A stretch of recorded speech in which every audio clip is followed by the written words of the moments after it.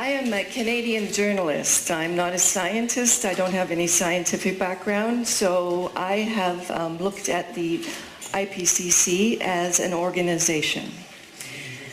And I have written 2 books now on the IPCC. And the interesting thing is that when I began researching climate change 5 years ago, so is everything okay? When I began researching climate change 5 years ago, I had never heard of this organization before that writes the Climate Bible.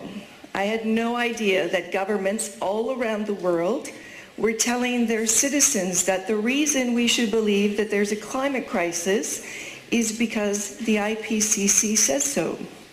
I had no idea that new laws, new taxes, and massive changes to energy systems were all being justified by governments by pointing to the work of this particular organization, the great IPCC. So this is my first book about the IPCC. A German translation has been published by IKE. And I'm very happy to tell you that all of you here today have received a German language copy of my book in your package, in your blue bag. In this book, I explain that many of the things that we've been told about the IPCC are not, in fact, true. Let's start with the claim that this is a collection of the world's top scientists and best experts. This is Rajendra Pachauri. He has been the chairman of the IPCC for 14 years. When journalists ask him who writes IPCC reports, this is the sort of thing he says. He says, these are people who have been chosen on the basis of their track record, on their record of publications, on the research that they have done. These are people who are at the top of their profession. But I discovered something rather different. Some of the key people at the IPCC, lead authors and people who are in charge of IPCC chapters, have in fact been mere graduate students. Students who are a decade or more away from earning their PhD. So Richard Klein, who is a geography professor from the Netherlands, became an IPCC lead author in 1994 at the tender age of 25. 3 years later, he was promoted and he became the head of a chapter for the IPCC. But it was only in 2003 that he earned his PhD. Lawrence Bauer became an IPCC lead author in 1999. He hadn't even got his master's degree yet. That happened 2 years later. And Sari Kovacs in 1994 was one of only 21 people in the entire world whom the IPCC thought was expert enough to help it write its very first chapter on how climate change might affect human health. But she wasn't chosen because of her extensive publication record, because her very first academic paper wasn't published until 3 years after that. She received her PhD in 2010, finally, 16 years after she became involved with the IPCC. These people are not at the top of their profession. They are not even close to being leading scientists. Here's Chairman Pachauri again. In 2008, he addressed a committee of the North Carolina state legislature, and here's what he told those lawmakers. He says, we carry out our assessment of climate change based on peer-reviewed literature so that everything we look at and take into account has to carry the credibility of peer-reviewed publications. We don't settle for anything less than that. Well, it turns out that this is nonsense too. A few years ago, I asked readers of my blog for help. 40 volunteers from 12 countries helped me examine the references listed at the end of each of the chapters in the 2007 IPCC report, and there were 44 chapters. We sorted these references into two categories: articles published in peer-reviewed academic journals and everything else. And the results were shocking. 5,600 sources listed by the IPCC had not been published in peer-reviewed journals. 30%. Now, it may be that some of those sources were legitimate. It may have made sense for the IPCC to rely on them. But that doesn't change the fact that the IPCC's chairman has made profoundly untrue statements. For years, he insisted that everything the IPCC considers had been peer-reviewed beforehand, and that IPCC reports were credible for that reason. He is the one who declared the IPCC doesn't settle for anything less. Now we know that 30% of its source material was not peer-reviewed. What are we supposed to think? In that same 2007 report, the IPCC chose to rely on a document produced by an activist group called the World Wildlife Fund, the WWF. That document claimed that Himalayan glaciers were in danger of disappearing by the year 2035. The IPCC took the WWF's word for it and published that claim in its report. Later, it admitted that this glacier prediction was wrong, profoundly, embarrassingly, utterly wrong. So what did the IPCC learn from that experience? Did it conclude that it's a bad idea to rely on information produced by activist groups? Did it forbid its personnel from citing activist literature as evidence? I'm afraid not. Here are chapters 2 and chapters 4 from the Working Group 2 section of the brand new IPCC report. These chapters were released 2 weeks ago. This is page 25 of chapter 2. The sole evidence the IPCC cites for a claim about Arctic ecosystems is a 2012 document authored by Christie and Summercorn.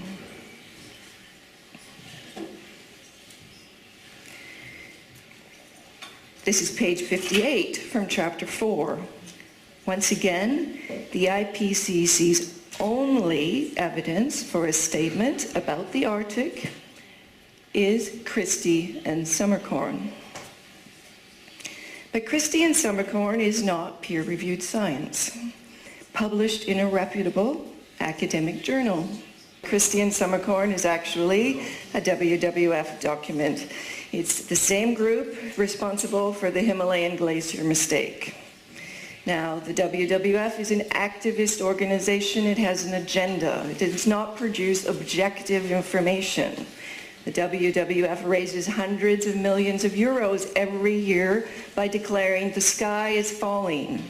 We're on the brink of ecological collapse. Send money now. So why does the IPCC continue to take the WWF's word for it? Why does it not have a policy forbidding its personnel from relying on this kind of material? Now, this is a graphic I took from the internet. It has nothing to do with climate change. It's one of those images that people pass around on the internet, like on Facebook.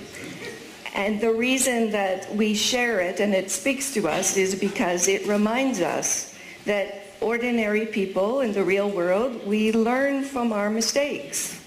We take steps to ensure that it doesn't happen again. The IPCC made a choice. Today, in 2014, it chooses to treat activist publications as reliable evidence. Why? After 5 years of research, I think I have the answer to that question, and that it's a simple answer, if a disturbing answer. The IPCC is an elaborate illusion. And it is an illusion that is so effective that many of the people involved sincerely buy into this illusion. They believe it. Here is how the IPCC describes itself on its website. In a few paragraphs, the word scientific appears 6 times. Scientists are also mentioned. This is the illusion. Over and over again, we're told that what goes on at the IPCC is science. Indeed, the first sentence in paragraph 2 is explicit. It declares the IPCC is a scientific body. But an organization is not a scientific body simply because scientists are involved. A baseball team made up of scientists is not a scientific body. It's a baseball team. A chess club whose members happen to be scientists is not a scientific body. It's a chess club.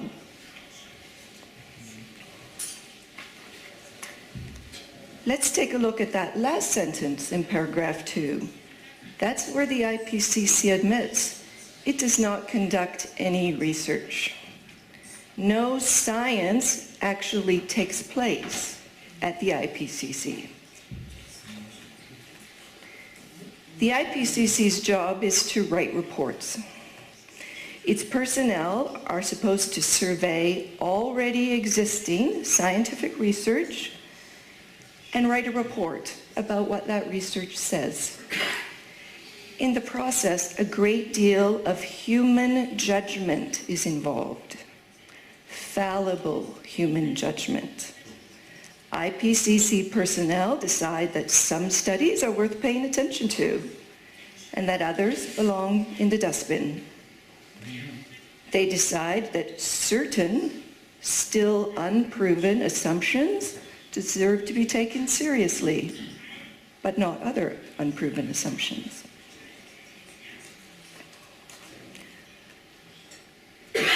Judgment calls are not science.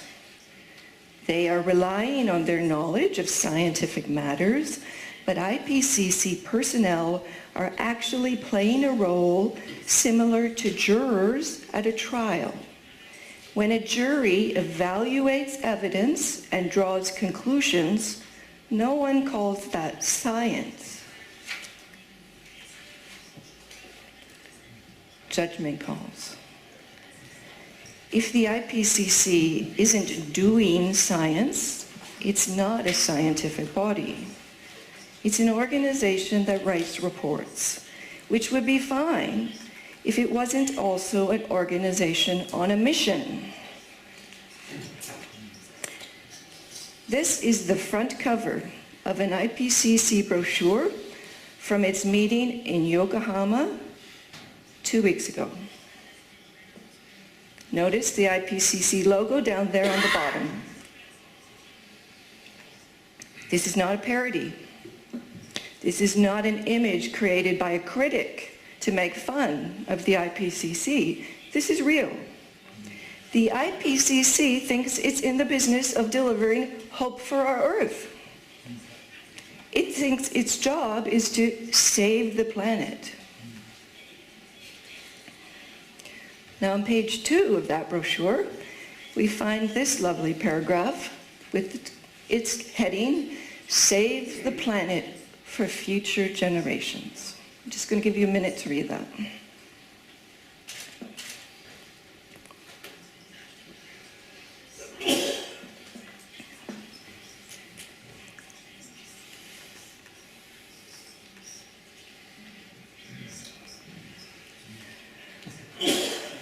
We must bequeath to future generations. Now, what I or you owe to future generations is a philosophical question. It may be a moral and spiritual question, but it is not something that science can answer. So you see, the IPCC, it wants it both ways. On its website, it talks about science, science, science. But that's just the illusion. In reality, the people at the IPCC have another agenda. They think it's their job to decide philosophical matters, what we owe future generations. And if they're making those kinds of decisions, that means that the rest of us have been excluded from the discussion of what we owe future generations. That's anti-democratic. The small group of people at the IPCC have no right to make the decision for all of us of what we owe future generations.